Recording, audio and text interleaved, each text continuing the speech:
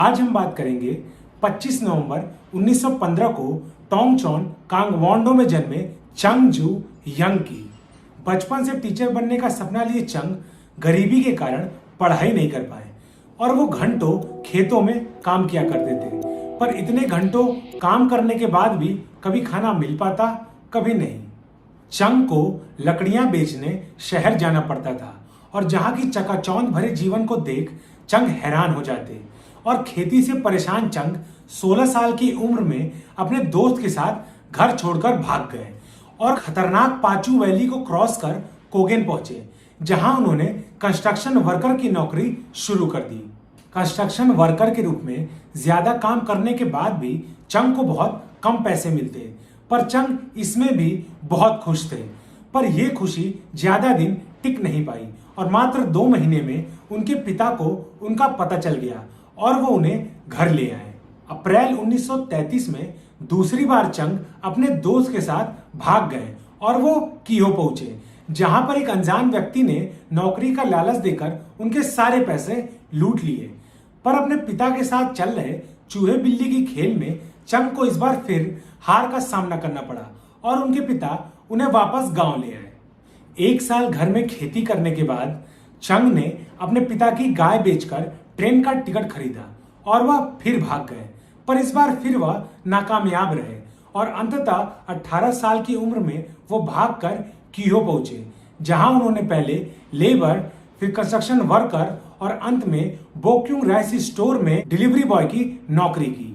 मात्र 6 महीने में स्टोर के ऑनर ने चंग की काबिलियत देख उन्हें अकाउंट मैनेजर बना दिया और 1937 में ओनर की तबीयत खराब होने की वजह से उन्होंने चंग को स्टोर का मालिक बना दिया। 2 साल में चंग ने उस राइस स्टोर को काफी आगे बढ़ाया, पर उसी समय चंग के साथ एक ट्रेजेडी हो गई। जी हाँ, वर्ल्ड वॉर 2 के समय कोरिया पर जापानीज रूल था और अपनी जापानीज आर्मी के लिए राइस की पूरी व्यवस्था हो, जापानीज गवर्नमेंट ने कोरिया के सारे राइस स्टोर को छीन लिया। इस घटना से चंग के राइस स्टोर को जापानीज गवर्नमेंट ने ले लिया और चंग के पास अब कुछ नहीं बचा। 1940 में चंग एक बार फिर उठे और उन्होंने ऑटोमोबाइल रिपेयर सर्विस में अपना कदम रखा और 3000 वॉन का लोन लेकर एडो सर्विस गैराज खोल दी। पर चंग को झटका तब लगा जब मात्र 1 महीने में उनके गैराज में आग लग गई और सब तहस नहस हो गया। चंग को लोन के अलावा अब कस्टमर्स को हुए नुकसान का कंपनसेशन भी भरना था, पर चंग ऐसे कठिन समय में हिम्मत नहीं हारने वाले थे। चंग ने 3500 वॉन का फ्रेश लोन लेके अपनी गैराज फिर से खड़ी कर दी। देखते ही देखते मात्र 3 सालों में चंग ने अपनी अच्छी सर्विस से 70 एम्प्लॉय की कंपनी खड़ी कर दी। पर एक बार फिर चंग के साथ कुछ ऐसा हुआ जिसकी आप कल्पना भी नहीं कर सकते। जापानीज गवर्नमेंट ने वर्ल्ड वॉर 2 में वॉर इक्विपमेंट बनाने के लिए चंग की कंपनी को एक स्टील कंपनी के साथ मर्ज कर दिया। एक बार फिर चंग के हाथों से उनकी कंपनी चली गई, पर इस बार चंग के खाते में 50,000 वॉन की सेविंग थी, जिसे लेकर वो वापस गांव आ गए। 1950 में नॉर्थ कोरिया ने साउथ कोरिया पर हमला कर दिया और सेफ्टी को देखते हुए चंग अपने छोटे भाई के साथ बुसान आ गए। साउथ कोरिया का साथ यूएस आर्मी ने दिया और इस आपदा को चंग ने अवसर में बदल दिया। चंग को पता था कि यूएस आर्मी के पास बहुत पैसा है, बस उन्हें चाहिए तो एक अच्छी सर्विस। चंग ने यूएस आर्मी के साथ डील की और यूएस आर्मी की साउथ कोरिया में tent, warehouse, army headquarter बनाने में मदद की। चंग अपने बिजनेस को नई ऊंचाइयों पर ले जाना चाहते थे, इसलिए चंग नई कार बनाना चाहते थे।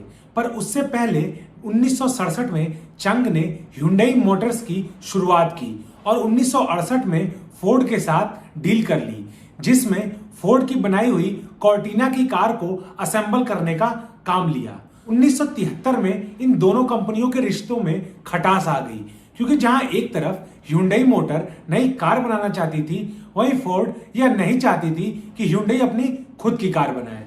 जनरल मोटर्स और वोल्क्सवैगन से चंग ने मदद मांगी, पर इन दोनों ने चंग की मदद करने से इनकार कर दिया और अंत में जापान की मित्सुबिशी कंपनी से चंग ने नई कार बनाने की टेक्नोलॉजी ली।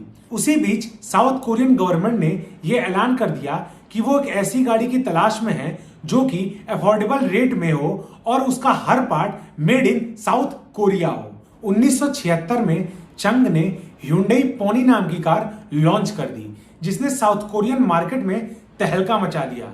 फिर भी इस कार की लॉन्च से चंग को प्रॉफिट नहीं हो रहा था, क्योंकि साउथ कोरिया में उस वक्त कार का कुल मार्केट मात्र 30,000 था। चंग को यह पता चल चुका था कि अगर उन्हें प्रॉफिट चाहिए तो उन्हें अपनी कार को दूसरी कंट्रीज में भी बेचना पड़ेगा, जिसके लिए उन्हें मैकेनिकल और अपने कार की क्वालिटी में सुधार करना पड़ेगा।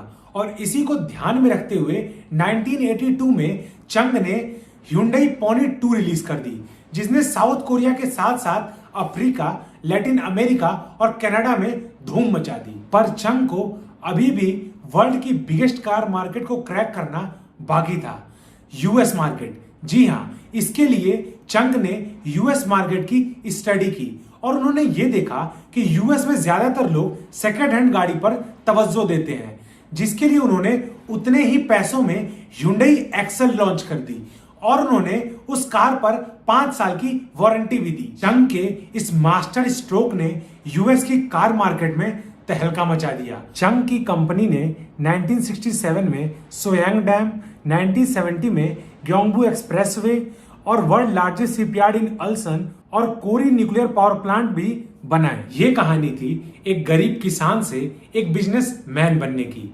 आपको ये कहानी कितनी पसंद आई कमेंट करके जरूर बताइएगा और अपने भाई के चैनल को लाइक, शेयर एंड सब्सक्राइब करना मत भूलिएगा।